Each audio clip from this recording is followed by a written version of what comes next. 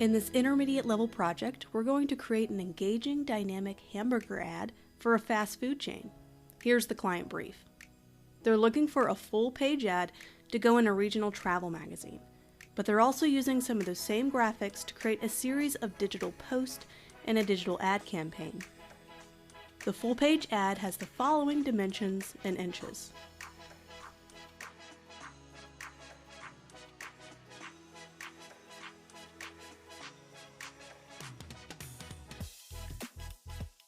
The digital sizes will vary, but they're looking for a JPEG version of the full-page ad first. They want this to focus on the popular burger they've created called the Hot and Juicy Burger.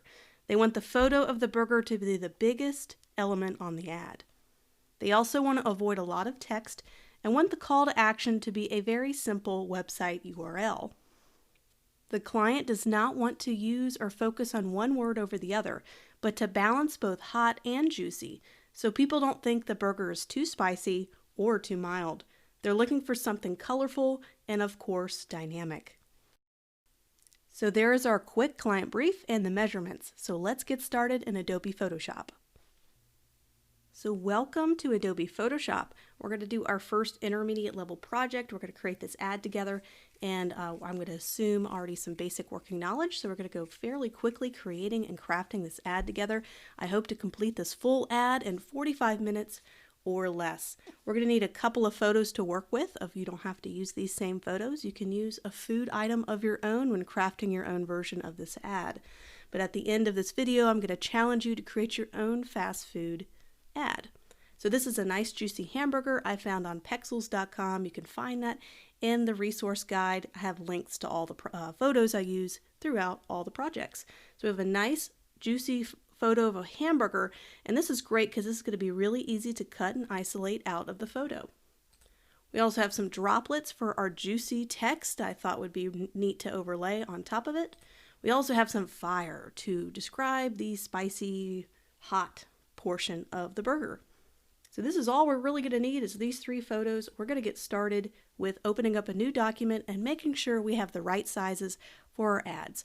We were supplied with ad specs, our specifications from our client, and this is from the magazine they're going to be placing the full page ad on. So let's go ahead and create a new document. Let's pull up our sizes. We have 3 different sizes.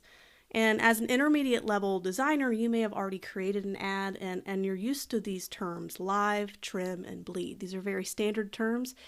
For those who are still learning and needing to kind of figure out what these terms are, the size that we really will need will be the trim size. This is the final size that you're going to see in the magazine. It's going to be a 7.875 inches or 10.75 inches. This will also be centimeters if you're outside of the United States, but the same rules apply. So let's go ahead and do our trim size. So 7.875. We can even just copy and paste and make sure we're set to inches. This is going to be 10 inches. We want to make sure our resolution is nice high resolution, so 300 will be fantastic. And we're going to have a vertical orientation. And this is where it's going to be a little bit tricky. So normally with any kind of print document, and this is going to be on a printed magazine, you would want to do CMYK color. But in our client brief, they're going to be doing a huge digital campaign with this as well. So what I've been doing lately is instead of starting off the ad in CMYK print, I've been starting off my ads in RGB color because RGB color is going to give you those vibrant colors you cannot achieve with CMYK. CMYK has dull colors across the board. So what we're going to do is we're going to create this in RGB, create our digital documents, and then we're going to be able to convert this to CMYK and retain better color that way than starting off as a CMYK document and converting to RGB. So that may be the opposite of what you're expecting. That's okay. This is both a digital and a print project. So let's do RGB so we can get those very vibrant colors at first, and I'll show you why at the very end why that's going to be important.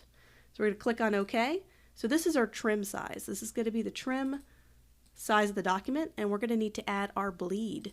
This is required by the printer. They're going to be able to cut all this off so that they can mess up in printing just a little bit by 1 millimeter or 2, and it's okay. So the bleed is really for the benefit of the printer, but we need to add this in addition to what we already have.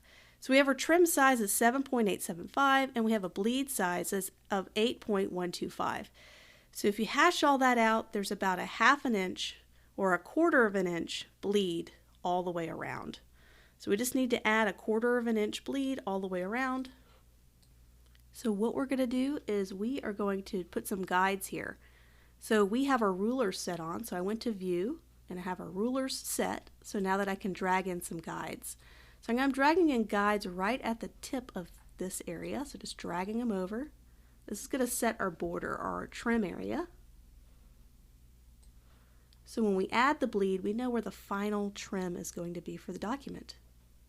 And in Adobe Illustrator, this is even easier, and we'll be doing some Adobe Illustrator projects later.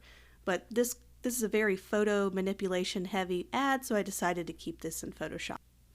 We're going to go to Image. We're going to resize our canvas. So click on Canvas Size, set it to inches, and now we're going to do the sizes that has the bleed. So we're going to do the bleed sizes now. So we're going to change our document to 8.125.